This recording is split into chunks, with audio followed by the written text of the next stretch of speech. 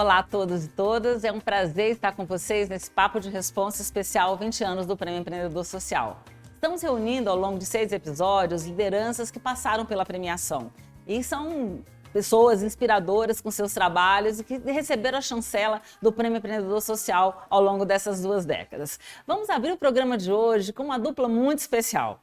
Não é por acaso que reunimos nesse primeiro bloco Tião Rocha, vencedor do Empreendedor Social em 2007, ao lado de Fernando Assad, laureado como Empreendedor Social de Futuro em 2015. Ao receber o prêmio, Assad leu o discurso de Tião naquela premiação primeira lá de 2017. Eu vou ler um trechinho aqui para vocês para dar um clima para esse nosso papo. Disse Tião, né? Sou um privilegiado por não ter morrido nos primeiros 7 dias de vida, enquanto milhares de bebês em nosso país morrem. Sou um privilegiado por não ter morrido de fome, doença ou abandono no primeiro ano de vida. Sou um privilegiado por ter frequentado e permanecido na escola pública, enquanto milhares de pessoas nunca tiveram essa oportunidade. Sou um privilegiado por ter frequentado uma universidade, sustentada pelo trabalho e impostos de todos, enquanto a maioria absoluta dos jovens deste país não podem sequer sonhar com esse benefício. Por todos esses privilégios recebidos durante minha vida, agora só posso ter um compromisso social, o de devolução. Devolver principalmente aqueles que lutam não por privilégios, mas por direitos elementares, o direito sagrado à vida mais humana e digna, justiça social e o fim dos excluídos. Eu gostaria de ouvir de vocês dois, né, como esse discurso bate para cada um tantos anos depois. Eu começo com você, Tião, à frente do Centro Popular de Cultura e Desenvolvimento, né? Depois a gente ouve o Fernando. Bom, é bom ouvir isso, que eu escrevi há tanto tempo e depois o Fernando resgatou isso, mas é uma palavra que me marca muito, né?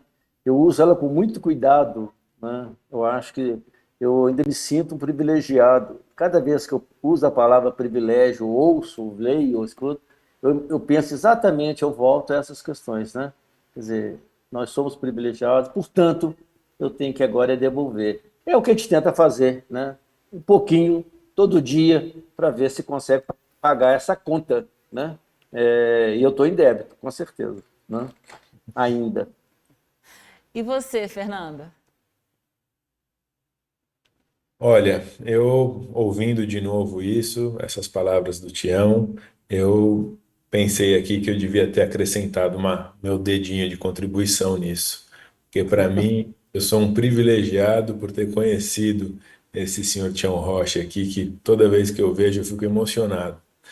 Porque ele foi a pessoa e o time todo do CPCD que me forçou sem força, né? Me forçou com muita inspiração, me forçou com muito amor, com muito carinho a me dedicar ainda mais isso, né? A esse mundo da transformação. Então, eu sou um privilegiado por ter conhecido o Tião Rocha logo cedo e estou aqui em débito com tudo e com ele também para dar meu dedo de contribuição nessa transformação.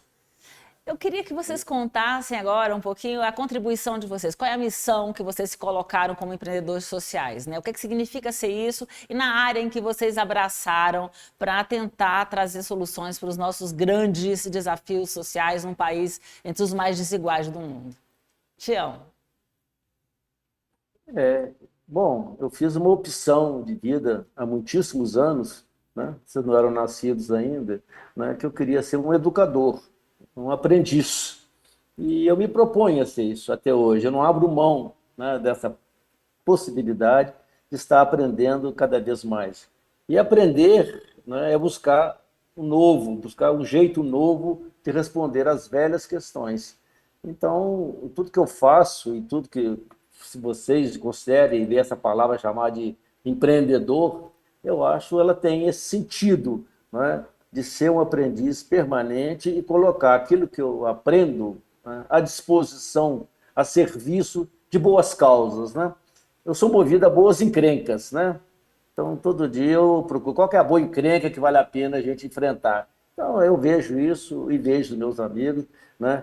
e vejo o Fernando como um grande encrenqueiro, que é um transformador de realidades, ele também segue esse mesmo caminho, né? Eu acho que é isso que nós somos, empreendedores que buscamos encrencas, boas encrencas, né? E a sua encrenca é a educação, levar a educação de qualidade, cultura no Vale do Jequitinhonha, né? Eu queria que você falasse só um pouquinho o que é exatamente que você está buscando resolver no teu território dentro de um problema maior que é nacional, a qualidade do ensino, da educação, acesso à educação e cultura. É, no Vale de Jequitinhonha, que nós começamos há 25 anos, a primeira pergunta é como é que eu fazia para não perder nenhum menino, nenhuma menina para o corte de cana, né? Porque esse era o destino, né? O fatalismo histórico, que os jovens todos iam para o corte de cana, e a gente sabe que o corte de cana era trabalho escravo, semi-escravo, né? No interior de São Paulo, no Paraná e tal. Então, esse foi o primeiro trabalho, foi um trabalho de convocar um grupo de educadores e colocar isso como meta, né? Que os meninos que participassem das nossas rodas, da pedagogia da roda, dos nossos projetos, nós não podíamos perdê-los para o corre de cana. E eu falo isso com muito orgulho, que nesses 25 anos nós nunca perdemos nenhum menino para o corre de cana. Mas eu já perdi uns 15, né? Ou mais, né, 10 para a Bituca, para a Universidade de Música Popular Brasileira em Barbacena, e 5 para o Balé Bolshoi. Né? O Clóvis Rossi, companheiro aí da Folha, né, lá em 2008, ouvindo essa história, ele falou assim, você está perdendo os meninos para o futuro. Eu perguntei para ele, pode? Ele falou, pode, não pode perder para o atraso. Ah, cara, então é isso que eu quero fazer. Né? Eu quero perder para o futuro. Como é que a gente constrói futuros possíveis, dignos para todos, para não ficar ninguém de fora? Então, esse é meu exercício. Né? E aí o grande desafio era não deixar que nenhum menino ficasse analfabeto. E esse era o resultado das escolas lá. Né? Produzir uma massa de meninos analfabetos, depois de 4 ou 8 anos de estudo. Então, o nosso exercício era convocar, né, a comunidade para fazer isso. E Maravilha. eu aprendi em Moçambique que para educar uma criança é necessário toda uma aldeia. Aí eu resolvi ser um convocador de aldeia para não perder menino. Então é isso que eu faço, por onde eu passo, é convocar a aldeia para não deixar ninguém para trás. Nós não podemos perder os meninos. O futuro a gente constrói, né? Futuros possíveis, dignos, éticos, né? Para todos. Maravilha, Tião, lindo isso. Eu queria saber você, Fernando, que você tem uma missão aí de atuar na área de habitação social. Eu queria que você contasse aí como que se abraçou essa causa aí. Bom, essa causa começou a ser abraçada, não à toa, junto com o Tião. Não sei se ele sabe disso, se é tão claro para ele, mas quando a gente, na minha outra empresa que eu tinha, que eu apoiava, né, a turma toda do CPCD, as estratégias todas, o Tião fez uma provocação para um time grande para falar, vamos fazer de Araçuaí, lá no Jequitinhonha também, uma cidade sustentável. E ali a gente começou, com esse grupo, juntar um monte de boas cabeças para pensar numa estratégia de fazer isso acontecer.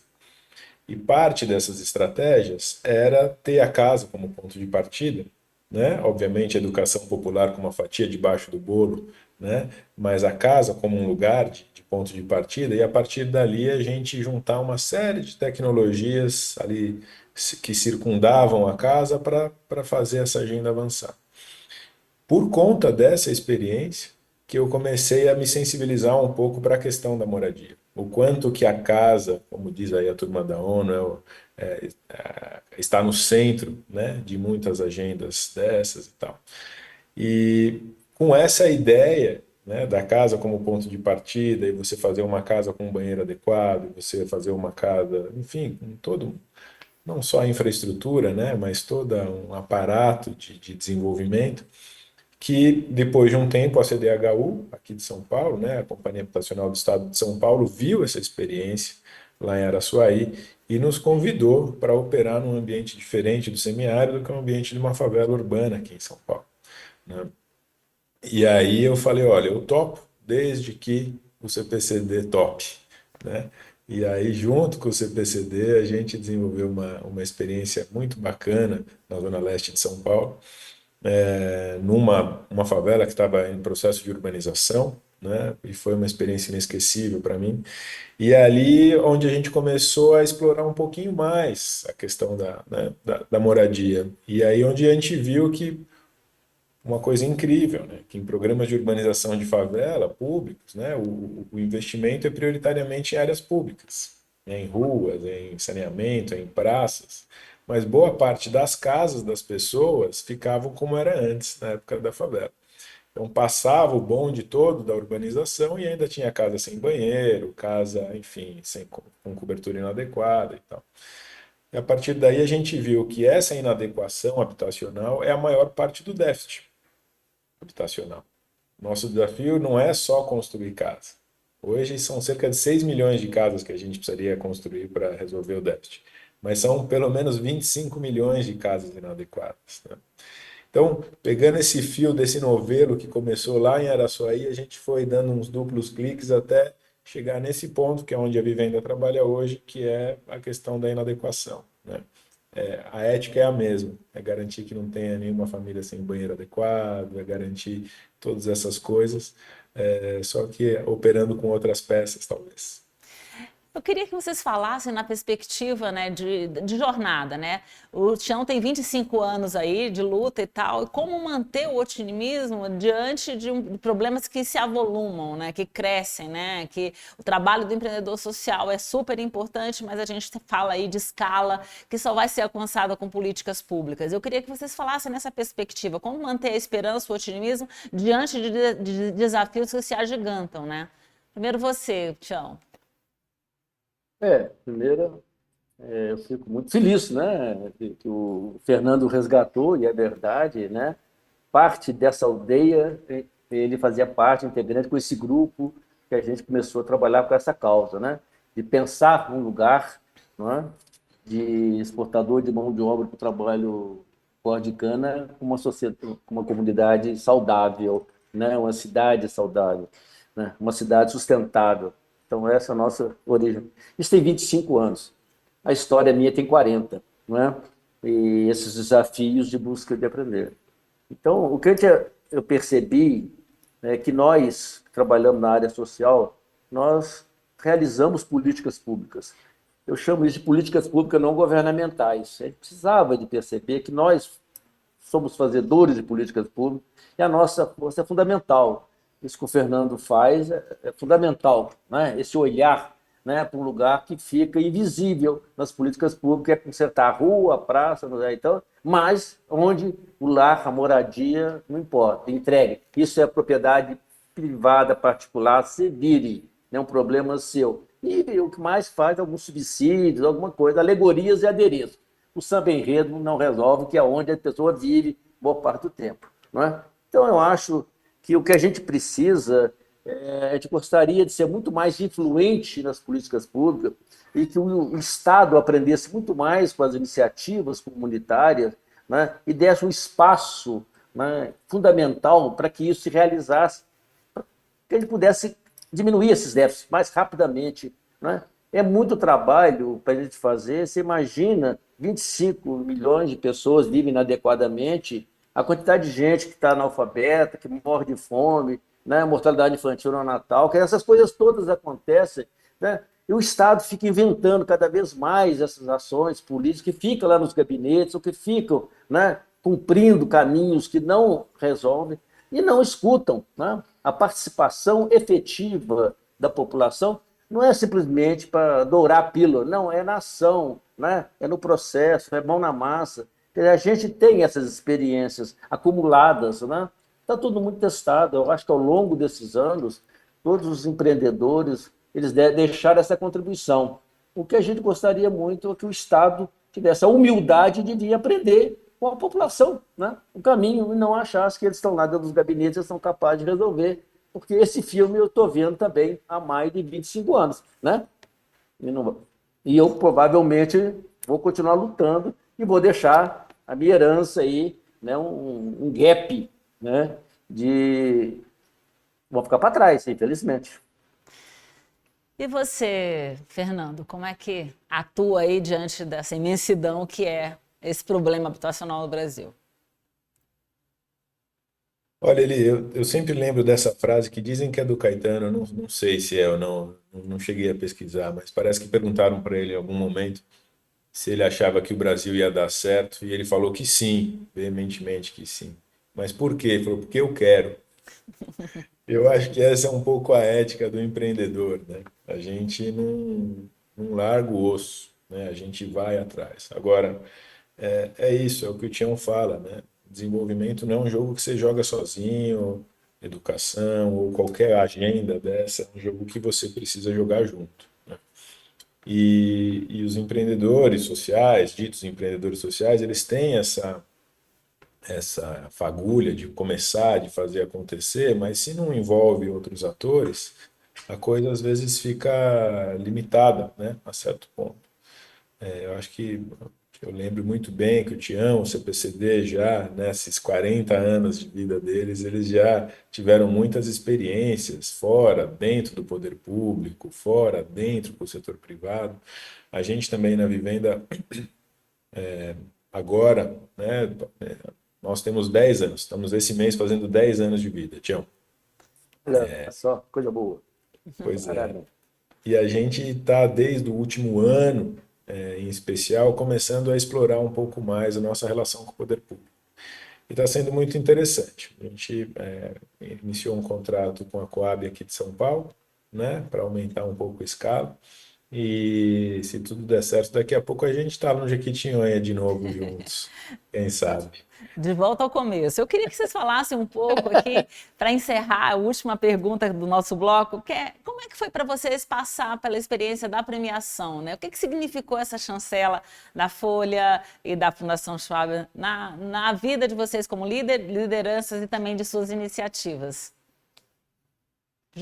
Tião, você. Bom, para mim foi uma grata surpresa, não é? Eu estar naquele grupo, no meio de projetos tão importantes, que eu admirava todos que eram os meus concorrentes que estavam ao lado ali, né? Em alguns com os quais eu trabalhava na época, né? Eram projetos com os quais eu compartilhava, perceber que a gente teve essa chancela, esse reconhecimento. Isso funciona como um estímulo, entendeu? Ah, tá bom, alguém está reconhecendo o seu trabalho, tá legal, que maravilha. Né? É isso mesmo, acho que um pouco dessa fagulha que o Fernando faz é um estímulo para colocar você nessa linha, que a gente não está só, que a gente acredita, que tem gente que acredita e que, de uma certa forma, apoia, não é? Não como é que a gente gostaria que avançasse mais, pelo poder, né, que essas fundações, a imprensa poderia ser muito mais propositiva e proativa para nos ajudar mais a aliviar essa carga e somar nessas caminhadas, mas é muito feliz, então, né, é bom, né, e a gente vê que depois outros projetos que se inspiraram nessa trajetória, beberam dessa fonte e avançaram e estão também marcando, construindo, né, fazendo história.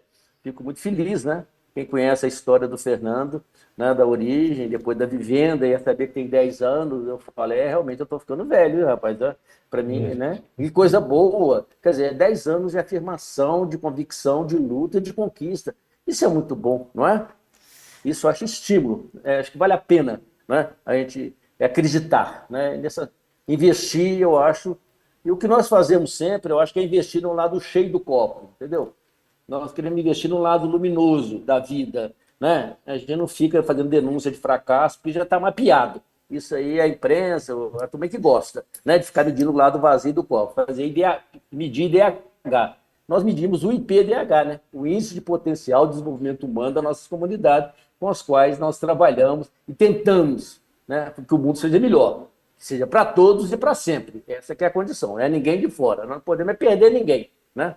Então, é muito bom, né, acreditar nisso ainda, né, dessa convicção. E ter parceiros, né, encantadores, como o Fernando e vários outros, né, que estão, e vocês, né, que estão aí na retaguarda e apoiando e dando essa força para todos nós. Com você, Obrigado. Fernando. Obrigada, Tião. E com você. É muito bonito de ver isso. Você sabe que teve vários dos empreendedores que foram nascendo também, derivado da troca com a vivenda. Alguns pleitearam, se inscreveram no prêmio e vieram conversar, e não só ligados ao tema, por exemplo, da habitação, que é o que a vivenda trabalha, mas outros também. E toda vez que isso acontecia, eu pensava nessa conexão toda, né? Eu falei, talvez essa turma não saiba, mas esse laço vem lá, nasceu lá no Jequitinhonha, tá com o umbigo enterrado lá em Araçuaí.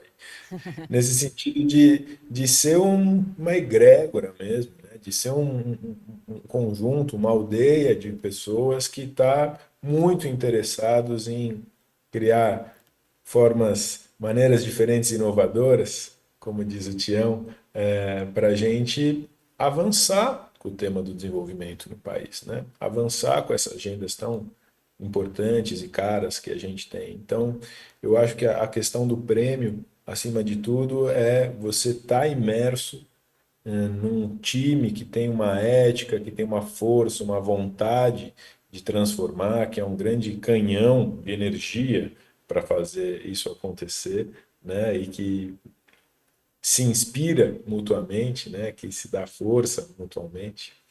Eu acho que essa é a maior força. E claro, a divulgação tem todo esse lastro institucional, né? Especialmente para a gente, quer dizer, quando o Tião participou, o Tião já tinha décadas de operação. Quando a Vivenda começou, a Vivenda tinha dias. A gente devia ter 1 ano e pouco, 2 anos de vida. Então aquilo deu um lastro para a gente que ajudou muito também, né? Mas acima de tudo, passando o tempo, você vê o que fica é isso. O que fica é essa convicção de estar trabalhando com gente que tem a mesma visão, né? E que está avançando. Eu acho que isso é o mais bonito. Que maravilha, gente. Muito obrigada por vocês terem participado aqui. Eu acho que vocês são uma inspiração para essa nossa comunidade. A gente encerra aqui esse primeiro bloco, daqui a pouco a gente volta com a sequência do Papo de Responsa. Obrigada por nos inspirarem tanto.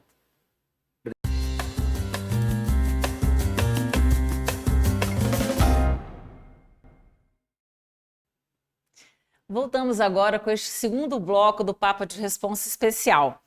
20 anos do Prêmio Empreendedor Social, gente. A gente está aqui hoje nessa rodada com o Sérgio Andrade, da Agenda Pública, que foi o vencedor do prêmio em 2015, que vai interagir com Alcione Albanese, da ONG Amigos do Bem, vencedora da Escolha do Eleitor em 2019.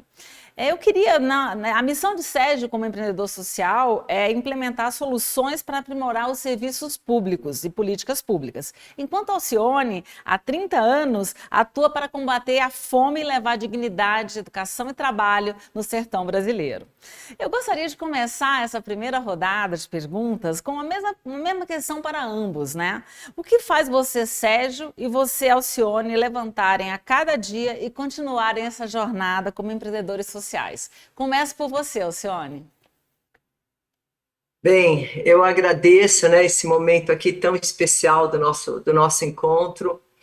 Bem, ser empreendedor social num país que está num ranking em 14ª posição de desigualdade social do mundo, realmente é desafiador. Você primeiro tem que ter constância, persistir, não desistir, porque não é nada fácil. Eu falo dos Amigos do Bem, que nós estamos há 30 anos, iniciamos num tempo difícil, onde se falavam de caridade e as pessoas nem escutavam, né? Nem escutavam. Hoje nós falamos de solidariedade, de filantropia, mas iniciamos, só que teve algo na nossa trajetória. Nós nunca desistimos. Então, acho que o empreendedor social, ele tem como base o amor, e o amor nos impulsiona sempre para que a gente alcance aquilo que o nosso coração sabe que é necessário fazer pelo nosso país. Obrigada, senhor. E você, Sérgio? O que te motiva? Em especial estar aqui com você, Eliane, Alcione, trabalhos admiráveis, enfim. Eu tenho muito prazer aqui em falar sobre essa trajetória, né, do empreendedorismo social, que é quase uma provocação, né, porque o empreendedor social, nós fazemos 15 anos, né, nesse ano, e é curioso porque a palavra empreendedor social, ela parte de uma crítica, né, a um modo de vida que é excludente, que produz externalidades no meio ambiente, ela limita a possibilidade de desenvolvimento das pessoas, e, ao mesmo tempo, enxerga nisso uma oportunidade, né? Uma oportunidade de transformação, de criar alternativas, e eu vejo que as políticas públicas são a grande chave para que isso possa acontecer. Nós vivemos no Brasil um processo muito interessante que veio depois da Constituição de 88 e, de fato, precisava de uma atenção maior, especialmente ao que acontecia no interior do Brasil. E é exatamente essa situação, né, o desenvolvimento do Brasil de uma forma mais igualitária, essa possibilidade de agir para solucionar esses grandes desafios complexos, para nós é o que motiva todos os dias, né? Trabalhar para que as políticas públicas possam ser, de fato, uma realidade. Queria, Alcione, que você contasse para a gente agora alguns dos resultados, né, nessa jornada de 30 anos, a evolução do trabalho que você realiza dentro da perspectiva de sempre de combate à fome, mas ir além, né, de ser sistêmico, de atuar não só com filantropia, mas também com outras soluções mais duradouras, né?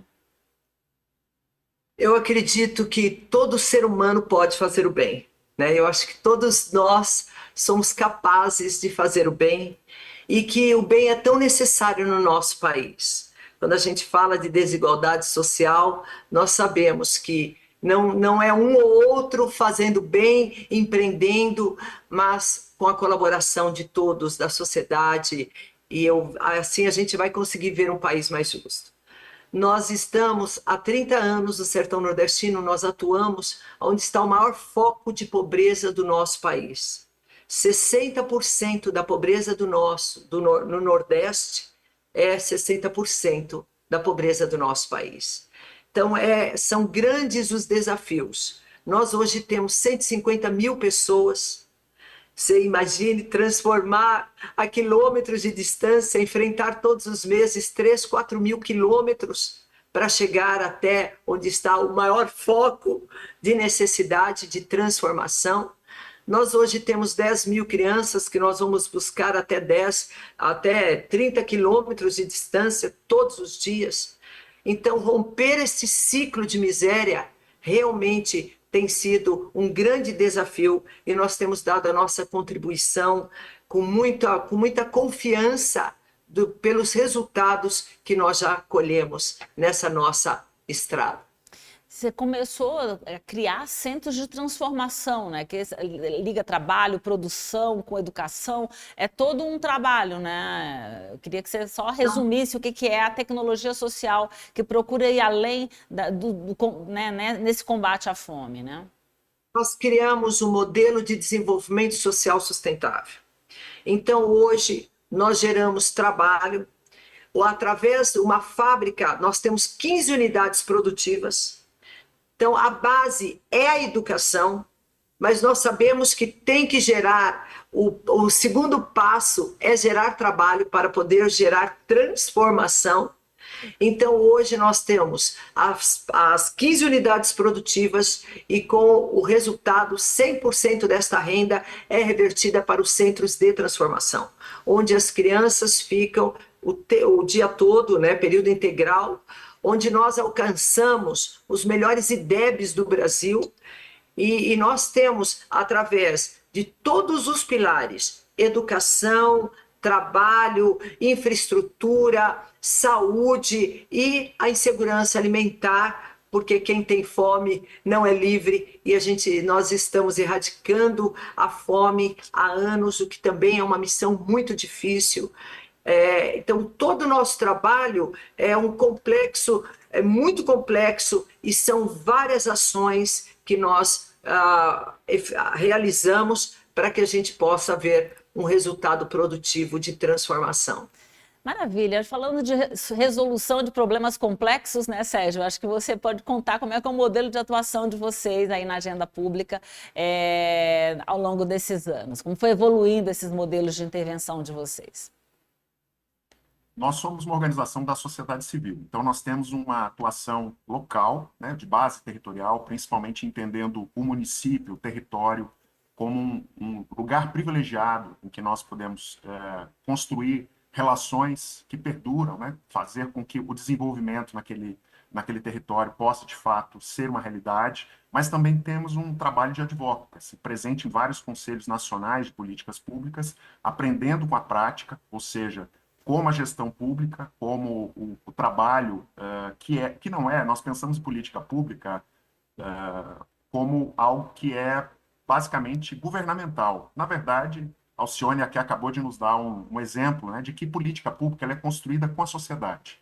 E todos esses problemas que nós tratamos aqui, Eliane, seja mobilidade, desenvolvimento, as próprias dificuldades que existem com segurança pública, infraestrutura, nós temos a sociedade civil, mas também nós temos as empresas. Então é fundamental nós que aprendemos a trabalhar em contextos de grandes empreendimentos. É um grande projeto de infraestrutura, é um grande projeto de mineração, de petróleo, gás, é um projeto de infraestrutura ali que está acontecendo, e nesses locais, que muitas vezes são remotos no Brasil, há um desafio de fazer com que haja desenvolvimento, para que os benefícios dos royalties, os benefícios das receitas geradas cheguem à população como um todo.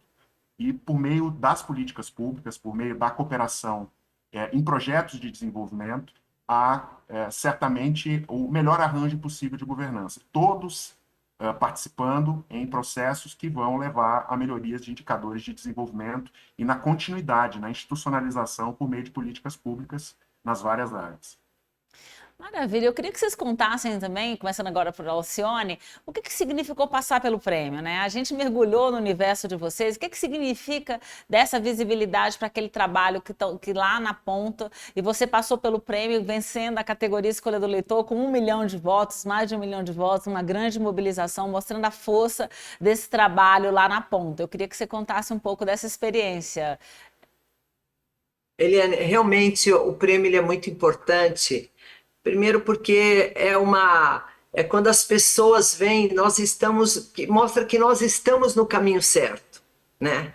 Então esse prêmio ele veio, a alegria de nós estarmos com vocês e ele nos trouxe mais força, né? Teve um envolvimento, engajamento de mais pessoas no nosso projeto, que olharam para o nosso projeto, teve um destaque muito grande. Então, esse prêmio ele tem uma grande importância. Ele nos tira de uma posição e nos leva para outra posição, o que nos impulsiona ainda mais o nosso projeto. Foi muito importante. Desculpa. E com você, Sérgio, eu lembro que a gente foi para o interior de Goiás fazer uma visita, né? Eu acho que foi muito legal ver você, empreendedor social, que não, de repente falar de impacto lá na ponta, né? Eu acho que foi muito rico, né, o nosso processo, né, de fazer a premiação. Como finalista ainda, você não sabia que era o vencedor, mas como é que foi participar disso? Foi fantástico. Eu acho que é uma experiência muito didática, inclusive, porque a política pública, normalmente, ela é pouco sedutora, né, de alguma maneira, né? Nós temos aí esse desafio de mostrar que as transformações do país requerem instituições capazes, instituições que saibam implementar e coordenar, né, uma série de desafios e tornar isso, né, mostrar o rosto das pessoas que estão sendo impactadas, né, por um processo de políticas públicas, com participação de vários atores, é claro, é algo que a Folha deu uma contribuição decisiva. Né, e naquele momento, Eliane, se você se lembrar do ano de 2015, foi um ano difícil. Ao mesmo tempo que era o ano que começava o ciclo novo, né, dos Objetivos de Desenvolvimento Sustentável, também era um ano complicado do ponto de vista político, enfim. Então, mostrar que nós precisamos continuar apostando em políticas públicas, na cooperação entre os vários atores para promover transformação estruturante, isso foi uma mudança de chave muito importante para nós. Para encerrar, a última pergunta desse bloco, eu queria que vocês falassem de futuro, né? O que vocês projetam, né? Como inovadores sociais que estão ali na linha de frente para essas transformações. O que vocês esperam? Onde vocês querem chegar com Amigos do Bem e com a agenda pública? Você, Alcione, por favor. Olha, cada vez que a gente volta do sertão e a gente convive com tanta miséria, hoje nós atuamos em 300 povoados, 150 mil pessoas em 300 diferentes povoados. Então, a cada viagem a gente chega muito feliz, porque nós estamos rompendo um ciclo de miséria, que era desde 1877, Dom Pedro II falava que ia vender até a última pedra da sua coroa para erradicar a pobreza do sertão, da mortalidade, e nós estamos aí em 2024. Então, nós nos sentimos felizes em ver que nós já temos uma geração transformada, que as crianças que corriam no mato seco hoje são os nossos pedagogos. É a primeira, nós temos mais de 600 jovens formados que são todos fazem parte da nossa equipe. Hoje, 95% da nossa equipe são jovens. É a primeira geração que estuda, os pais são analfabetos, os bisavós, tataravós. Então, quando nós olhamos e a gente vê que nós rompemos este ciclo e transformamos uma geração, isso para nós é algo que nos deixa muito feliz, apesar de toda a dificuldade de ter que percorrer 4, 5 quilômetros, 1.000 quilômetros todos os meses. Eu passo 10 a 14 dias todos os meses no sertão, porque a gente atua na ponta, é muito difícil você atuar na ponta, né? Então, eu falo, é não só uma renúncia muito grande, mas como uma persistência, como nós falamos no começo, de não desistir, né? O empreendedor social não pode desistir, tem que ter uma convicção muito forte, diária, de que nós temos que fazer a nossa parte, podemos. Então, quando eu vejo o futuro, eu gostaria que este modelo de desenvolvimento social sustentável, que é um modelo que nós já temos em no Ceará, Alagoas e Pernambuco, a mesma planta, o mesmo trabalho que é feito, que ele fosse levado para mais regiões onde a pobreza também é muito grande e que fosse um modelo para as pessoas que gostariam de iniciar um trabalho social, já adquirindo. Nós já adquirimos muitas experiências. Eu falo que toda vez que você tem problema, se torna experiências. Nós já tivemos tantas experiências, então hoje, se nós pudermos passar a nossa experiência de um projeto que realmente já está aí, os frutos, isso para nós seria o futuro, é o que eu espero. Estamos construindo mais um novo centro de transformação, já vamos para o 5º,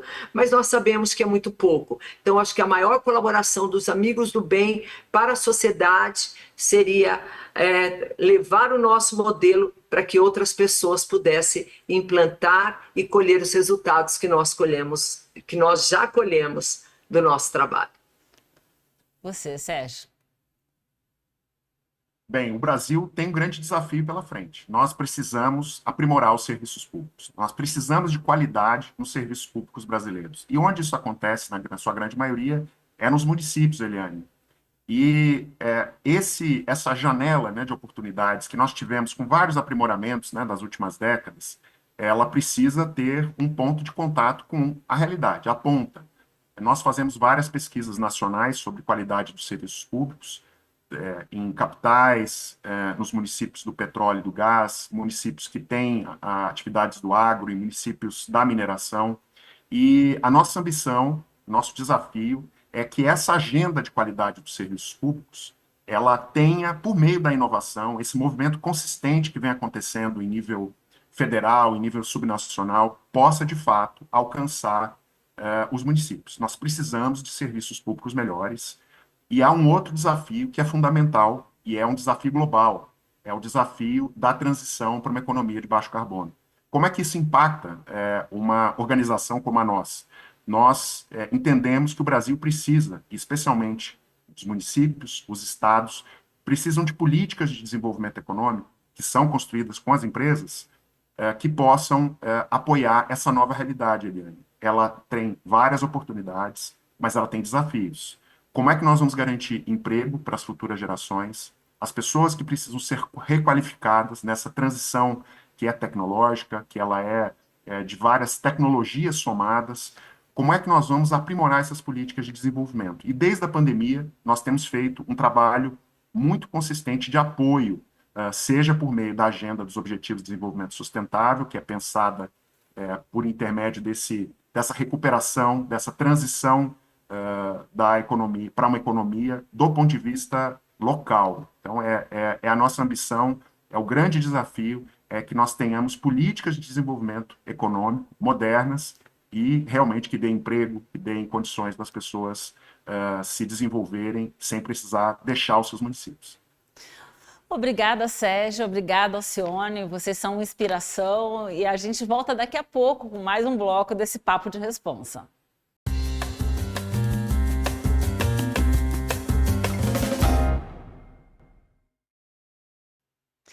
Voltamos para esse terceiro bloco do nosso Papo de Responsa de hoje, contando com a presença aqui da Paula Fabiani, do IDES, da Carola Matarazzo, do Movimento Bem Maior, que foram vencedoras, né, no prêmio em, destaque, em resposta à pandemia em 2020, com o Fundo Emergencial para a Saúde. E elas vão interagir com o Gabriel Marmentini, que é o cofundador da Politize, também o preferido dos leitores na edição 2022. Muito bem-vindos. Vamos começar com a Paula e a Carola aqui. Eu gostaria que vocês contassem, né, como foi o desafio, né, de empreendedoras sociais ali se colocando, né, na pandemia, num momento de que a sociedade civil respondeu com muita força, né, a esses desafios, e sair dessa experiência como chancelados pelo prêmio, né? Então eu queria começar, então, Carola, começa você contando aí como é que foi essa história, depois a Paula pode complementar. Bom dia, muito obrigada por esse espaço e por essa lembrança tão maravilhosa, né? E que de um momento tão desafiador do Brasil, foi uma experiência muito, muito rica, onde 3 organizações, a B Social, o IDES e o Movimento Bem Maior, se juntaram corajosamente no primeiro momento ali, depois de 10 dias do lockdown. E em uma semana a gente colocou de pé o Fundo Emergencial para a Saúde, que visava ajudar aos hospitais filantrópicos do país com recursos financeiros e equipamentos, ou o que eles precisassem. Para nós foi um desafio enorme, 3 organizações em estágios organizacionais diferentes, nunca tínhamos trabalhado juntas, de home office, cada um com a sua expertise, colaborando num trabalho extremamente colaborativo, mas que tinha uma missão de um trabalho árduo, pesado, mas que estávamos todas ali olhando para as pessoas que mais precisavam no momento de um contexto político complicadíssimo e de um contexto de uma emergência de vida ou morte. Então foi uma experiência difícil na época, mas maravilhosa enquanto trabalho colaborativo, resposta da sociedade civil e depois ainda coroadas pelo prêmio. Você, Paula, como é que você resume essa jornada aí na pandemia? Foi uma loucura, Eliane. Foi a gente, né, lockdown, o que vamos fazer? E pensamos, a gente tem que fazer alguma contribuição, a gente tem que apoiar o enfrentamento da pandemia. E aí lançamos num grupo de WhatsApp, quem quer se juntar, aí Movimento Bem Maior, Bem Social, vamos fazer. E como a Carola colocou, em uma semana a gente colocou de pé uma iniciativa que conseguiu arrecadar 40 milhões. Eu me lembro de pensar, né, e a gente tem umas conversas, e aí, quanto será que a gente consegue? Se a gente chegar a 5 milhões já vai ser uma grande vitória. E chegamos a 40 milhões. E beneficiamos cerca de 60 instituições no país, hospitais que estavam ali, né, precisando de um apoio. Acho que foi muito emocionante quando a gente tinha um retorno, né? Teve um hospital que nos deu, né, um retorno de quando eles estavam desesperados, não sabiam o que fazer, como enfrentar, e aí receberam uma ligação, nossa, a gente tem um recurso aqui para apoiar vocês, e o que foi emocionante é que eles falaram, bom, tem gente que vai nos ajudar, e a gente vai conseguir enfrentar. E aí daquilo eles conseguiram ânimo e força e seguir em frente. Então, ter essa possibilidade de se dedicar, trazer a nossa expertise, o nosso profissionalismo para fazer o recurso chegar na ponta e ajudar aqueles que podem fazer a diferença nesse momento foi muito, muito emocionante. Maravilha. Acho que o Gabriel pode contar para a gente, mobilização, ele entende, né? Acho que está no cerne do Politize. Eu queria que você falasse para a gente como é que você atua, né? Como essa organização vem atuando para que a política faça sentido e esteja mais próxima da população e especialmente dos jovens. Legal, a Politize nasce de um sonho de resolver um problema que era nosso individualmente, né? De não se reconhecer como cidadão, não entender de fato o nosso papel e perceber que isso era compartilhado por muitas outras pessoas. Então, as manifestações de 2013 nos inspiraram a pensar sobre essa problemática e aí vimos que havia de fato uma lacuna nesse preparo e a educação política, então, foi escolhida como a nossa ferramenta, o nosso canal para fortalecer a democracia. Então, a Politize tem um quê, né, um cerne muito forte de mobilização de jovens. Todo mundo é bem-vindo no nosso trabalho, mas a gente foca muito na juventude, que a nossa missão aponta para essa construção de uma nova geração capaz de se comprometer e estar consciente, de fato, em relação à democracia, de modo que leve isso para a vida, né? Não só em uma atividade pontual, mas como um estilo de vida, como um conjunto de valores, como princípios que norteiam nossas ações na sociedade, no nosso trabalho, nas relações afetivas, no dia a dia da comunidade. Então, a nossa mensagem vai muito na linha de conseguir mobilizar com aquilo que a gente tem, com os conhecimentos que a gente já adquiriu, com as ferramentas que estão na nossa mão, para fazer o que a gente pode, né? E não ficar esperando algo e que alguém resolva todos os problemas da sociedade. Então, nossa narrativa vai muito na linha de formar lideranças que possam resolver problemas públicos em conjunto, e tendo a política, então, como a principal ferramenta de transformação para a sociedade. Só que para saber usá-la, a gente precisa de educação política, e por isso, então, surge, né, a organização lá em 2015, e estamos aí na iminência de completar 10 anos tentando contribuir para essa agenda. Mais do que necessário, né? Então, agora eu queria que você, Carola, e a Paula, vocês dividem também uma missão de fortalecer a cultura de doação no país, né? Vocês trabalham para fortalecimento desse ecossistema.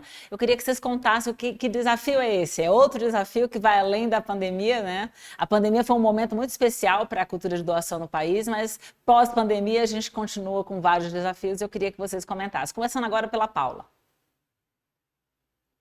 Bom, é um grande desafio, né? A cultura de doação no Brasil ainda está em desenvolvimento, está amadurecendo. A gente percebe que existe uma cultura de solidariedade, a gente viu isso muito forte na pandemia, mas isso não necessariamente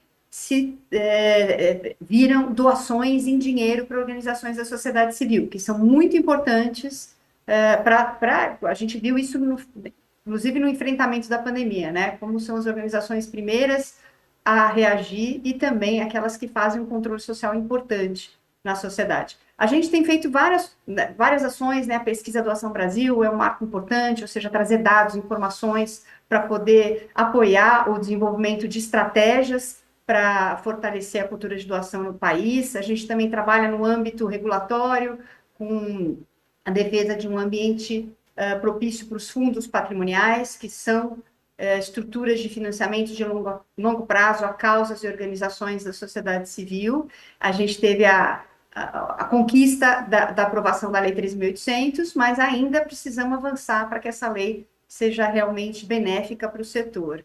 E temos outras ações de apoio, né? A gente dá o apoio técnico para famílias, empresas e organizações para que elas se desenvolvam, e também temos toda uma área de disseminação de conhecimento, né? De produção e disseminação de conhecimento para a gente apoiar o setor para se desenvolver e não só a gente aumentar a cultura de doação, o bolo, o tamanho das doações, mas também para que elas tenham o maior impacto possível na sociedade, impacto positivo. Você, Carola. Bom, o Movimento Bem Maior se dedica a fomentar a filantropia no país, a cultura de doação, né? É um desafio enorme num país com dimensões continentais, problemas sociais arraigados historicamente e trazendo aí mazelas que perpetuam algumas décadas, né? Então, eu acho que a gente tem um desafio aqui da conscientização da população, do papel da sociedade civil.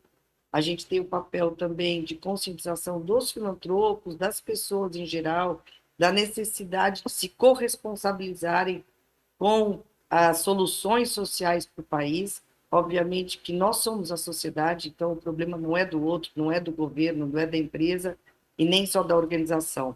A gente acredita num tecido social mais fortalecido, onde o campo do terceiro setor, o campo da filantropia, possa estar articulado de forma que tenha maior alcance e profundidade nas suas ações, visando aí buscar soluções conjuntas e coordenadas de co-investimentos, de outros arranjos financeiros, mas principalmente de engajamento onde essa sociedade possa articuladamente responder às demandas sociais do país.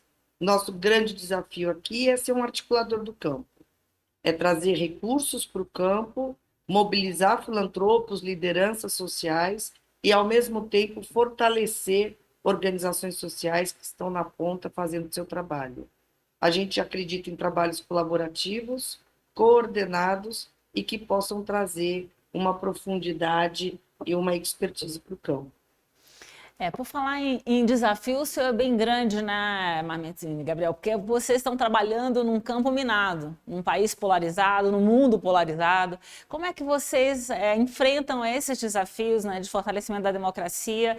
E queria entender estratégias e como vocês têm atuado para levar essa mensagem do diálogo e da política para grupos que raramente sentam e conversam.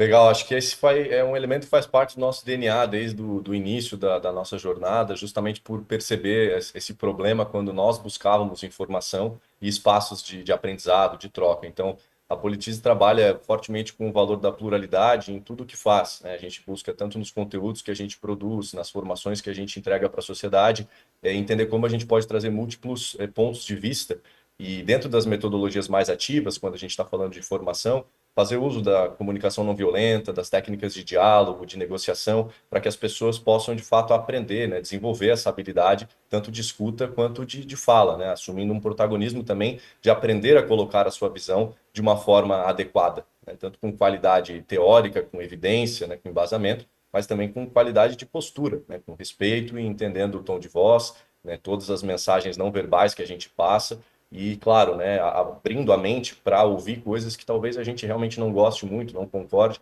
mas tenhamos ali que, né, juntos aprender algo em conjunto. Então, esse DNA ele fez com que a gente chegasse longe. Eu acho que hoje as pessoas que acompanham o nosso trabalho estão mais perto da gente, especialmente nos movimentos de voluntariado, veem na Politize esse espaço seguro para que você aprenda política sem necessariamente ter uma bagagem anterior, né? Você não precisa vir para cá pronto, na verdade a gente aprende juntos e que a sua forma de pensar, de se vestir, de se colocar, sua orientação sexual, seu gênero, sua profissão, nada disso importa. O que importa é a gente estar junto, né, aprendendo e construindo soluções para a sociedade. Então a gente trabalha muito com a lógica de, olha, não basta ter o conhecimento político em mente, que claro é a primeira chave para o acesso ao poder político, se você não coloca em prática, né? Então por isso que a gente começa com conhecimento para chegar na mobilização, na ação. E aí, tocando no ponto das colegas que estão trabalhando com cultura, a gente também, né, mas com cultura política. Então, basicamente, a nossa teoria de mudança aponta para a melhora da cultura política que seja capaz de fomentar a participação política. Dentro disso entra a educação política como uma ferramenta, uma técnica, né, um caminho. Mas a gente também está lidando com um trabalho aqui cultural que vai levar muito tempo ainda e por isso que a gente tem que ir dando um passinho de cada vez, né? Mas basicamente é isso, assim, trazendo muito esse DNA de que o contraditório é importante, tem que ser abraçado e a gente sempre aprende algo com o outro. Não, eu queria que você desse um exemplo plástico, né? Você tem uns embaixadores hoje, você tem uma série de jovens indo para a política, saindo desse lugar de que a política é um lugar ruim, eu não posso atuar. Queria que você desse um exemplo, né, dessa atuação que traga essa esperança para a gente, de que é possível, né? Com certeza, acho que uma das mobilizações mais legais que a gente tem no nosso programa, né, eu sou suspeito porque eu adoro todas, mas a gente tem o Canvas de Políticas Públicas, que é uma ferramenta onde a gente estimula os jovens a pensarem em um status quo, que eles não estão muito contentes, e num status ideal, né? E aí dentro disso a gente traz o ciclo da política pública para estimulá-los a pensar em soluções concretas. E aí, conforme eles vão usando essa ferramenta, eles percebem que não é tão difícil assim. É possível você, sendo um cidadão comum, como a gente chama, né, que não tem, digamos, as habilidades que um policy maker costuma ter para construir as políticas públicas, mas você começa a perceber que é possível entender os conceitos, é possível conversar com as pessoas, é possível levantar dados. E aos poucos, em conjunto, assim como as duas colegas que colaboraram, colaborar com outros jovens para pensar em uma solução para a cidade. Então, essa ferramenta hoje já foi feita por mais de 600 jovens, que chegam em conclusões que fazem sentido para eles, né, para a comunidade, para o entorno deles, e aí a gente estimula que eles façam esse advocacy mais local, onde eles busquem, então, os seus parlamentares, os órgãos competentes, para que eles possam fazer essa incidência por meio dessas ferramentas. A gente já tem casos de sucesso em localidades onde a política pública criada como proposta, inicialmente como uma jornada apenas pedagógica, se converteu em dispositivo legal e em conquistas para aquele entorno. Então, hoje a nossa agenda está cada vez mais olhando para esse fortalecimento de como todos nós podemos, então, enquanto sociedade, criar política pública, né, e não apenas recebê-las. Então, acho que esse é um dos cases de sucesso aí que a gente vem se orgulhando muito e ir elevando, né, essas metodologias e refinando para que elas cheguem em mais pessoas. Nós estamos chegando ao encerramento do bloco. Uma pergunta agora inspiracional. Eu queria saber o que significa para vocês serem empreendedores sociais e onde vocês querem chegar nessa jornada, né? Qual que é o sonho grande aí de vocês nessa jornada como empreendedores sociais? Eu vou começar então agora com a Carola, para encerramento aqui. Pergunta boa essa, né?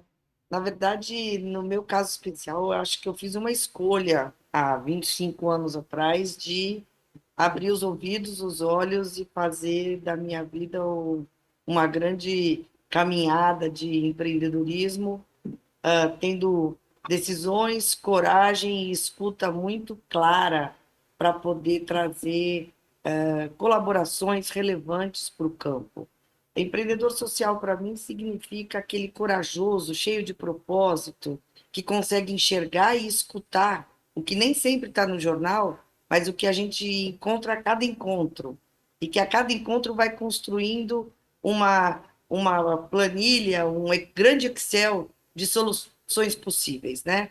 E, conjuntamente, poder olhar e trazer soluções para o campo, inovações sociais, tecnologia, olhar para dados relevantes, conseguir cruzá-los de forma estratégica, né? E poder mexer em lugares que nem sempre a gente é confortável mexer. Ser empreendedor social também é nunca estar na zona de conforto. Quando a gente acha que a gente está chegando lá, a gente é assolado por um fogo sagrado para tentar mudar o entorno, mudar aquelas condições que a gente acabou de encontrar. Empreendedor social, para mim, é aquela pessoa comprometida em buscar novas soluções para problemas pré-existentes que já estavam no campo e que, com um olhar, com uma expertise, com a bagagem profissional, a gente consegue, conjuntamente, trazer novas soluções para o campo. Eu acho que é quase uma missão de vida aí, Eli. É com certeza uma missão. E a sua, Paula, como é que você enxerga essa jornada? Acho que a Carol já trouxe muita coisa, né? Esse componente de coragem. Sem coragem, você não consegue empreender, e quanto mais empreender com o objetivo socioambiental, né? Que é mais uma barreira. Eu trabalhei em mercado financeiro, trabalhei com essa parte de apoiar projetos e iniciativas, empresas, e quando eu vejo, né, indo para o setor social, setor socioambiental, essa camada, né, do impacto socioambiental positivo é um desafio ainda maior. Então, coragem, resiliência e esse compromisso com quem mais precisa, ele é fundamental para o empreendedor social. Você não perder esse compromisso, que é o que nos move, né? Eu acho que o que move todos nós é essa vontade de realmente fazer a diferença ou apoiar a quem faz a diferença, quem pode fazer a diferença. E ter esses momentos onde você vê um resgate de esperança, vê o resgate de um olhar para o futuro mais positivo, traz muita satisfação, né? Quando você fala, puxa, eu estou fazendo um trabalho que está indo na direção correta. Mas é óbvio que para tudo isso é preciso criatividade, a gente tem que pensar fora da caixa, as soluções não são óbvias, elas requerem o uso de informação também, assim como a Carola mencionou, eu acredito muito no uso de dados para poder tomar melhores decisões, mas a gente tem um papel inspiracional, né? Que para mim foi um desafio, né? Eu sempre me vi mais no bastidor e não tanto à frente. E o empreendedor social, ele tem que trazer outros para sua causa, para sua missão, porque, como a Carola também colocou, sem colaboração, os problemas são tão grandes que, se a gente não se juntar, se a gente não fizer junto, o terceiro setor, setor privado, as empresas, as organizações, a gente não vai conseguir avançar. Então, esse papel também inspiracional, da gente trazer outros para as nossas causas, para os temas, e para ter também essa coragem de enfrentar os nossos problemas por meio de novas soluções, acho que essa faz parte também da nossa missão. E queria agradecer, né, essa possibilidade de estar aqui nesse programa e também estar ao lado aí da Carola, que já é parceira antiga, e também do Gabriel, que admiro muito o trabalho. Acho que no campo político a gente tem muito a avançar, e acho que o trabalho que vocês estão fazendo é fundamental, e no fundo tudo que a gente faz a gente tem que juntar para poder criar um país melhor, né? Você, Gabriel, pô, com a sua. Eu compartilharia uma visão assim de que o empreendedorismo social para mim foi mais algo que chegou até o meu colo do que propriamente eu me preparei e escolhi esse caminho, né? E aí eu acho que para nossa audiência, num título de inspiração, as oportunidades muitas vezes estão ao nosso redor e às vezes a gente não percebe, né? Então, além da Politize, eu tenho uma carreira empreendedora também na área da saúde pública, focado em câncer de cabeça e pescoço, porque a minha mãe teve um câncer de laringe, perdeu a voz, foi muito agressivo. E a partir disso eu aprendi um pouco mais sobre o tema e comecei a olhar aquilo de uma forma mais assim, me provocando. Poxa, se eu estou aprendendo tanto sobre o tema e tanta gente sofre, assim como eu sofri com a minha família, por que não criar algo, né? E aí vem esse ímpeto de fazer alguma coisa. Foi assim que eu comecei a me descobrir empreendedor. A Politize, a idealização, né, o sonho inicial não foi meu, foi de um colega com o qual eu tenho uma eterna amizade e gratidão. E a partir de uma sugestão dele, de uma visão dele, de uma conversa que tivemos, eu comecei a trabalhar e sonhar esse sonho juntos, enquanto eu sonhava aquele outro. Então, nas duas ocasiões, eu não planejei basicamente nada, né? Elas estiveram ali, e aí a minha trajetória, então, foi se desenhando para esse campo de entender que eu poderia ser um grande empreendedor social. Hoje, inclusive, quando eu vou em qualquer local que eu tenho que assinar a minha profissão, eu gosto de escrever empreendedor social, eu sinto prazer, orgulho. Acho que, inclusive, já gerou alguns debates quando as pessoas me perguntam, o que que é isso, né? Porque, de fato, acho que ainda também tem uma agenda do próprio do campo aqui, que eu acho que o prêmio cumpre um papel muito importante de trazer essa cultura também, já que falamos dessa palavra algumas vezes, né, sobre a carreira do empreendedor social, né? O quão importante, bonita, desafiadora ela é. E eu sou muito grato em ter escolhido ela. E é isso, assim, acho que olhando para as oportunidades que estão ao nosso redor, a gente pode fazer grandes coisas. Então, a dica que eu sempre dou é a gente trabalhar o nosso olhar como o da coruja, né, que enxerga à noite, que consegue virar o pescoço 360, que voa sem fazer barulho, que a gente consiga ter essa percepção aguçada do que está ao nosso redor, porque apenas disso já dá para pensar em muita coisa boa aí, para puxar a responsa para si, né, já que estamos aqui no papo de responsa, fazer acontecer, porque de fato ninguém vai resolver os problemas por nós, é no conjunto, no ecossistema, assim como a Paula acabou de colocar. Muito obrigado aí pela oportunidade e parabéns para as minhas colegas aí que fazem um trabalho incrível. Nosso muito obrigado a vocês por serem empreendedores sociais e nos inspirarem tanto. Nós encerramos aqui esse bloco, daqui a pouco a gente volta com o último para encerrar esse papo de responsa especial de hoje.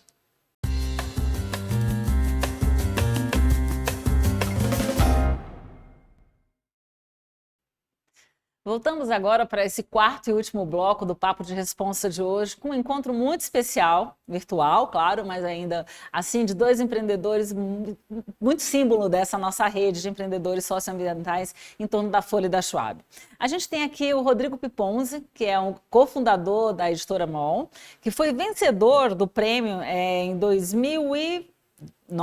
18. Desde 2018, olha, a minha colinha está errada aqui. E aí temos o Davi Hertz, que foi empreendedor social de futuro em 2009. E depois a gente também reconhecido pelas Cozinhas Solidárias em 2020.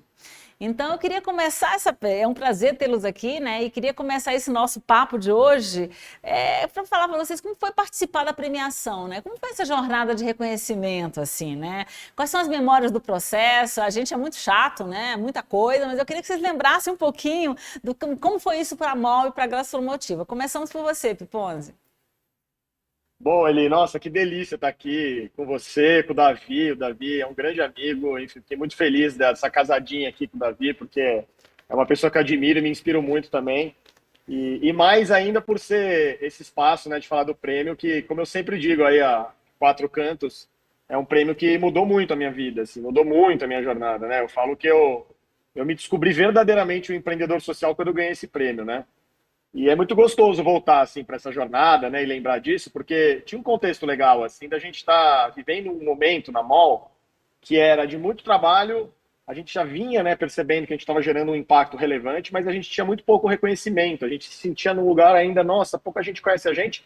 E não era uma questão de ego, era uma questão de a gente precisa que mais gente conheça a gente para a gente fazer mais, para a gente poder estar em mais lugares, né? Então veio a ideia de se inscrever no Prêmio da Folha, e assim, completamente despretensiosa. Eu nunca imaginei que a gente pudesse nem estar entre os finalistas, porque eu já tinha algumas figuras, né, muito como referências, que tinham ganhado o prêmio, que para mim eram assim, deuses, né, e foi um processo muito legal, assim, né, porque eu falo que participar do Prêmio da Folha é um processo de autoconhecimento profundo, né? De você realmente se investigar, de você entender, né, um pouco dos seus valores, entender um pouco de para onde você está indo, né? Eu lembro todo o processo das perguntas que eram feitas, né? Uma coisa muito minuciosa, muito detalhada. O processo de você gravar, né, o vídeo e conversar com os seus parceiros e explicar.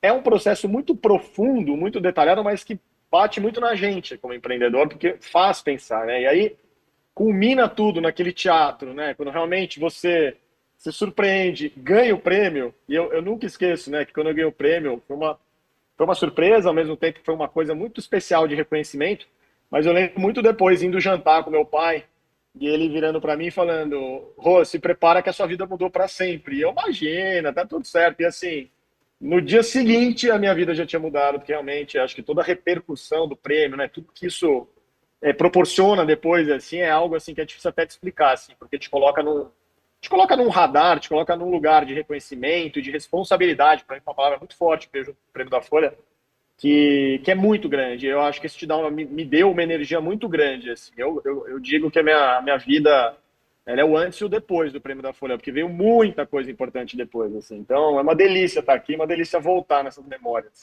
Oh, que maravilha esse feedback. E para você, Davi, conta aí pra gente essa tua jornada. Bom, um prazerzão também estar aqui com você, Pipons, Eliane, que eu adoro. Olha, eu ganhei o empreendedor social de futuro, então alguma coisa eu senti ali que tinha futuro, né? 2009 é um momento que nos falava em gastronomia social, esse termo eu cunhei em 2004. E para mim foram anos de convencimento do mundo da hospitalidade, dos chefes, das escolas de gastronomia. E a Gastromotiva demorou 4 anos para sair da minha casa. Falta de recurso, falta de entendimento do mundo, né? Então, quando vem o prêmio da Folha, é o primeiro ano que a gente consegue fazer algo mais estruturado. E quando eu fiz o edital, eu fiz para ganhar. Porque cada pergunta me fazia refletir muito no futuro. Era o empreendedor social de futuro. E eu tinha muitas ideias. Então, o prêmio, quando ele chega, ele me ajuda a focar. E hoje eu conto, quando todo ano eu divulgo, vocês sabem disso, eu falo assim, faz pelo exercício, faz para unir tua equipe.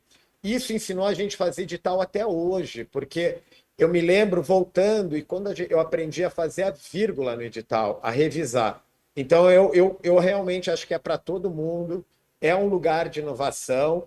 E dali foi engraçado, porque saiu que eu ia replicar na Indonésia, né, a Gastromotiva, porque a ideia sempre foi global.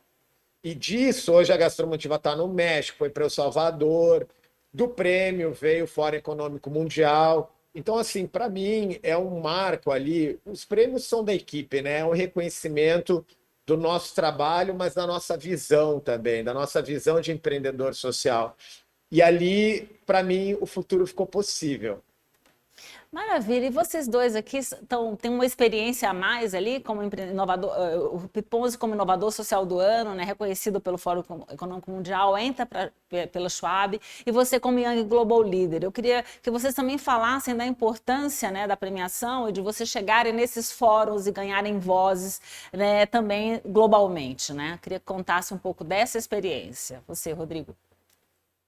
Boa, não, acho que isso é algo que veio junto, assim, que foi muito especial, assim, né? No meu caso, no ano seguinte, né, em 2019, veio a notícia, então, né, desse award aí do Fórum Econômico como inovador social, que foi, assim, uma coisa inimaginável para mim até ali, e uma expectativa muito legal, assim, de repente desbravar um lugar novo, estar num ambiente que a gente sabe que é um ambiente que, assim, né, onde grandes decisões são tomadas, onde grandes discussões são realizadas e tudo mais.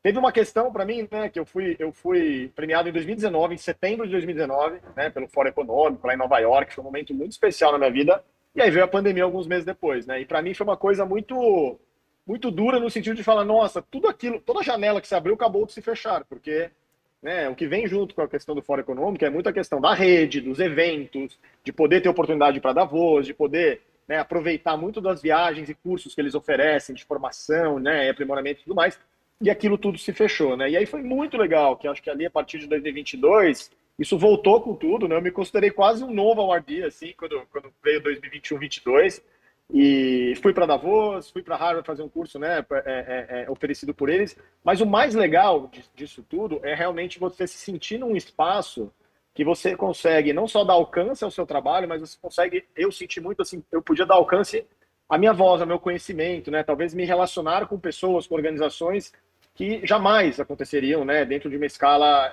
nacional ou dentro de uma lógica em que eu não tivesse passado por esse processo. Então, de novo, eu vejo isso como um privilégio gigante, mais um dos privilégios que tem, mas também vejo com muita responsabilidade, né? Ser um brasileiro, né, reconhecido pelo Fórum Econômico e que tem esse lugar de realmente levar o que acontece aqui para lá, né? Ser uma voz do que a gente vê aqui lá, entender o que acontece no mundo e poder trazer de volta para o Brasil, né? Eu acho que eu fui aprendendo a lidar com isso, fui entendendo o que significa esse contexto. E hoje eu afirmo assim, tranquilamente, que para mim é um dos grandes ativos assim, da minha vida, é poder fazer parte dessa rede da Schwab, do Fórum Econômico, e poder misturá-la assim, né, com todas as iniciativas que eu estou envolvida, que eu tô envolvido hoje no Brasil. Assim, acho que é como eu falei, um grande privilégio poder ocupar esse espaço, né, e com a clareza de que a gente precisa levar o Brasil, né, com muito mais força para esse lugar. Assim, eu me sinto de alguma forma um representante disso também, sabe? E você, Davi? Olha, para mim é interessante te ouvir, Ponzi, porque eu, quando eu virei Young Global Leader, isso foi em 2012, 3 anos após o prêmio, o Rodrigo Brito, que na época era da Aliança Empreendedora, eu falei, Rodrigo, me explica o que é isso. Ele falou, é a rede mais espetacular que você vai conhecer no mundo e é que menos você vai ter tempo. Então, me programei muito para participar. E antes mesmo de ir para Davos, eu fui para Myanmar. E foi muito legal, porque eles falaram, vocês estão vindo para Myanmar em 2013 para o encontro dos Young Global Leaders e a gente gostaria que vocês deixassem algum conhecimento para esse país que está se abrindo. E lá a gente fez uma atividade espetacular de gastronomia social, trazendo empreendedores, escolas, algumas empresas para fazer uma visão de gastronomia social para Myanmar. Eu acabei saindo no jornal, foi uma coisa espetacular. Eu vi também, de novo, ali o poder da gastronomia social no mundo, né? Então, quando a gente fala de gastronomia social, a gente está falando de direitos humanos, de equidade, de inclusão produtiva, de justiça ambiental por meio do alimento.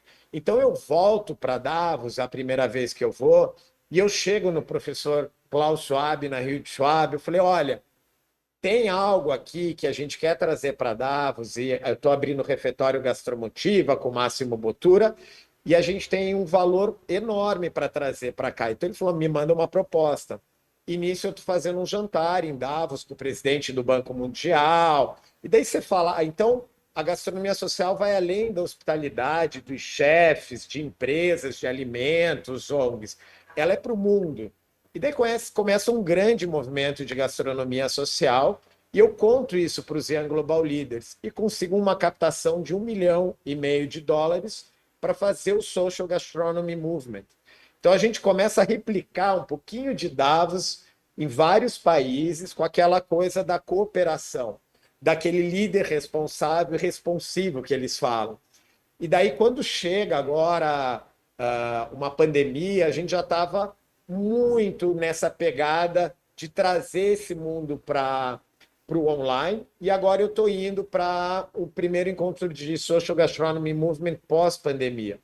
E semana passada, só para terminar, porque eu estou muito impactado com isso, os Young Global Leaders fazem esses Learning Journeys, e eu fui para um campo de refugiados no Quênia, com 12 Young Global Leaders, e parece que quando eu estou nesses lugares, eu volto para aquela essência do que me trouxe na favela em 2004. Ele recarrega a minha energia, ele fala, eu tenho algo para compartilhar, mas eu tenho muito ainda para aprender.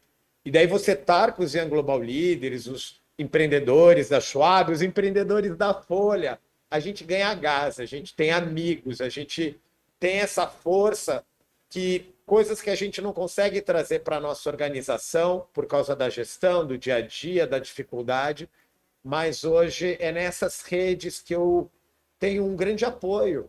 Eu abraço, né? Eu sou abraçado também. Maravilhoso os depoimentos, gente. Eu queria que vocês falassem um pouco, né? Falar de empreendedorismo social, falar de impacto social, né? Que números, né?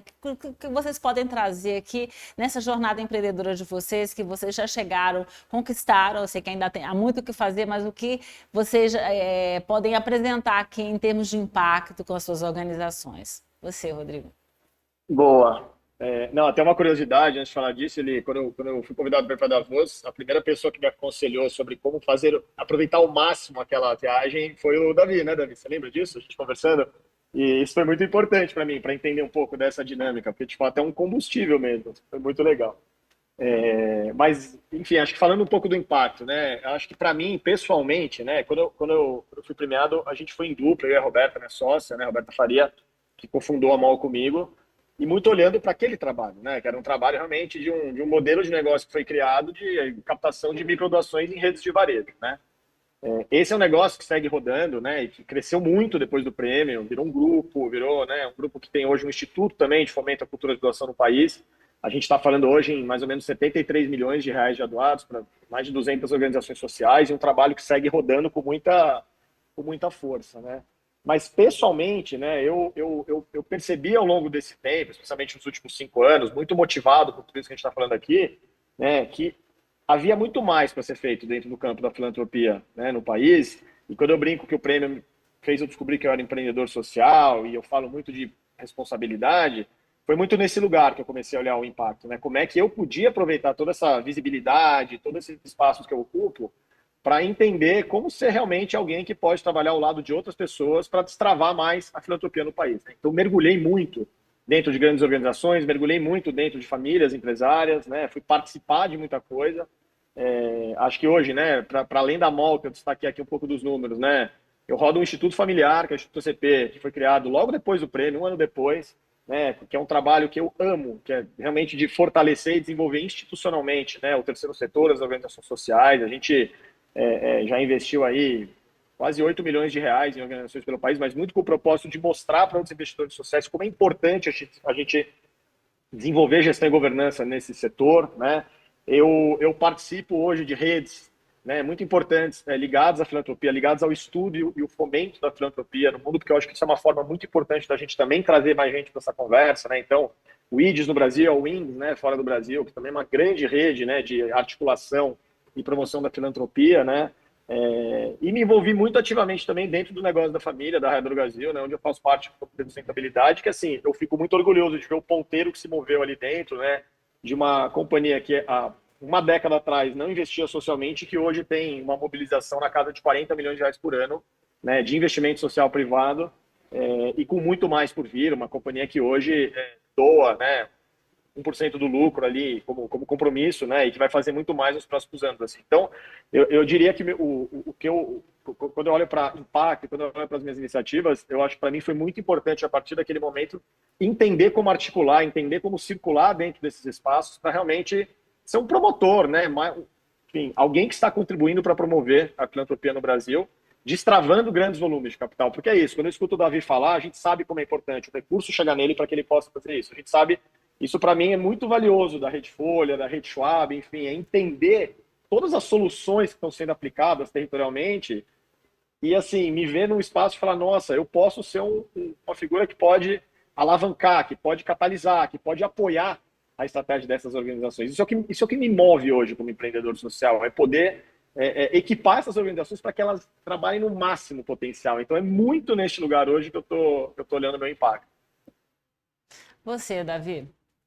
Bom, a gente precisa de mais 100, 500 Piponzes por aí. Eu acho que é muito bom te ouvir, Piponz, ver essa nova geração que eu conheço há 20 anos, cozinhando com muitas pessoas que poderiam estar no teu lugar e você sendo exemplo. Então, do meu lado, eu acho que também tem esse lugar da articulação da gastronomia social e eu vejo que nesse chapéu de promoção, que é uma coisa de uma missão, eu acho que eu peguei para mim, além da gastromotiva, hoje já tem políticas públicas de gastronomia social no Ceará, em São Paulo. A gente conversa ali com o MDS, com o MDA, na hora de criar as políticas públicas. Então, são 20 anos de experiência, né?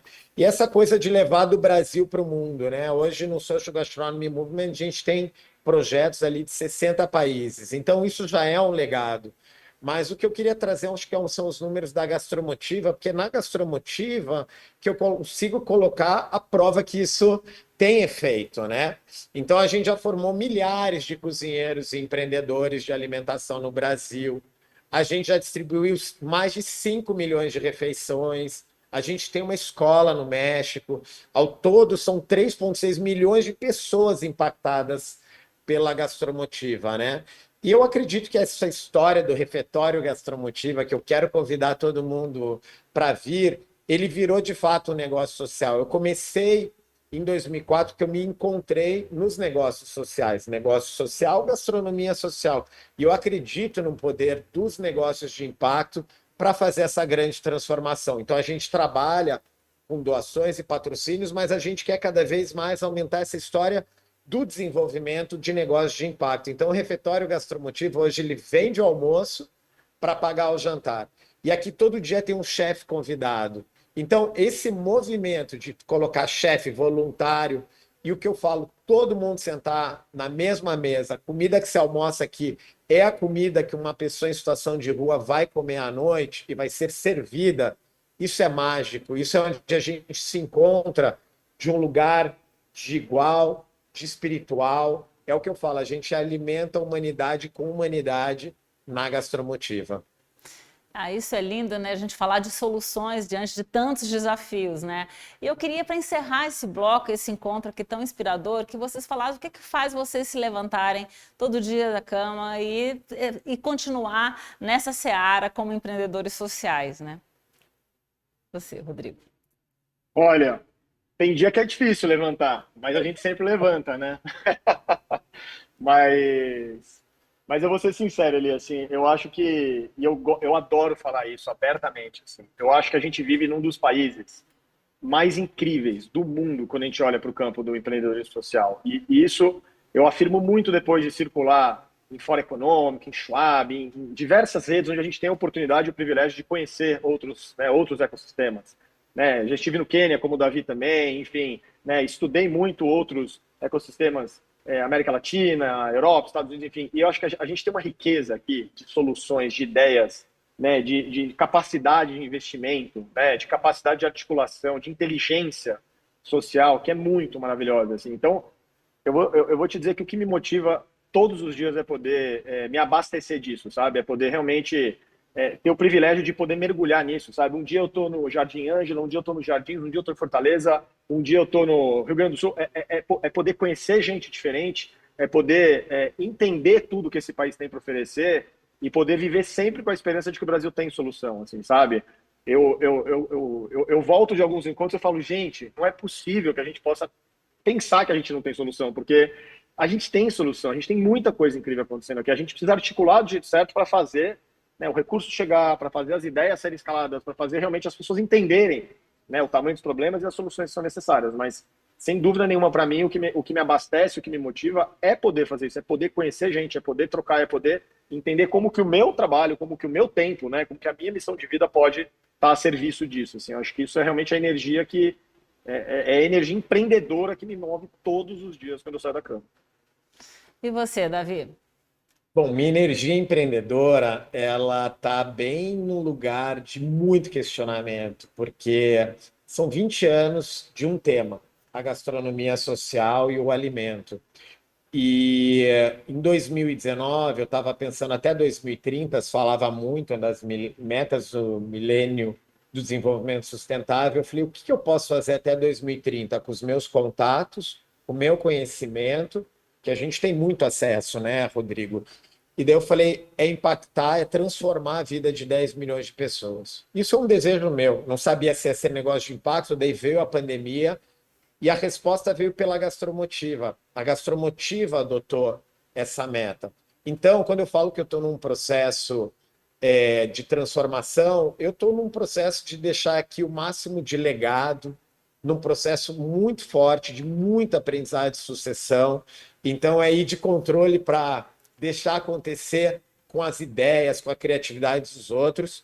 E eu estou muito interessado em aprender mais sobre os sistemas anexos dessa ferramenta, dessa engrenagem do sistema alimentar. Quando você vai ao Quênia e você vê todo esse desafio que tem agora de pessoas vivendo com $8 por mês para se manter, e o alimento virou a moeda de troca, e daí tem tem um país, que é o Quênia, um governo, uma UNHCR da ONU, e todo mundo depende daquilo, quer dizer que todos os sistemas estão quebrados, que a gente falhou realmente como humanidade.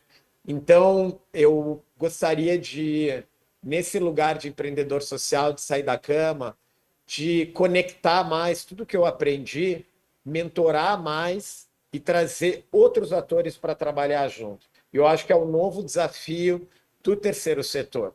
É a gente trabalhar em rede, é a gente trabalhar com os patrocinadores do Poponzi, com o Poponzi, com os outros empreendedores da Folha e ter, de fato, algum modelo onde os sistemas se colocam, porque a gente já está vendo que a nível governamental é muito desafiador botar todos os sistemas juntos. A gente pode fazer micro soluções que podem ser escaladas pelo governo, mas é em conjunto, não é mais cada um indo sozinho. E eu estou nessa pegada. Que maravilha, eu acho que esse é o sentido de fazermos parte de uma rede, né, que pode ser tão ou mais potente, já é muito potente e pode ser muito mais. Obrigada a Davi, obrigada Ponzi, foi um prazer tê-los aqui. Encerramos esse quarto e último bloco do Papo de Responsa de hoje, voltaremos nos próximos dias com mais um episódio para celebrar os 20 anos do Prêmio Empreendedor Social no Brasil.